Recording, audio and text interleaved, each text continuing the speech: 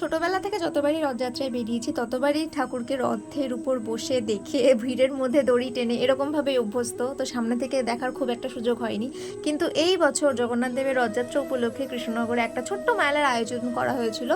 আজকে মানে উল্টো রথ ধরে 7 দিন ধরে মেলাটা হলো, কিন্তু আমি গেছিলাম 5 দিনের মাথায়, কারণ আমি চাইছিলাম এই ভিড়টা একটু কমে যাক আর একটু ঠাকুরটাকে একটু ঠিকঠাকভাবে দেখতে। আর আমাকে নিয়েও গেছিলো সামনে, তো যেমনটা দেখা যাচ্ছে আর কি, মানে এত সুন্দর লাগছিল, ভিডিওর থেকেও বেশি সামনে এত সুন্দর লাগছিল। আমি শুনেছি যে প্রথম দিন তো আরও সুন্দর করে সাজিয়েছে, আর আজকে যেহেতু উল্টো রথ আজকেও খুব সুন্দর করে সাজিয়েছে, কিন্তু তবুও মানে আমি যেদিন দেখেছি সেদিনকেই এত সুন্দর লাগছিল, মানে বলে বোঝাতে পারবো না। একদম সামনে থেকে দেখেছি তো খুব ভালো লাগছিল।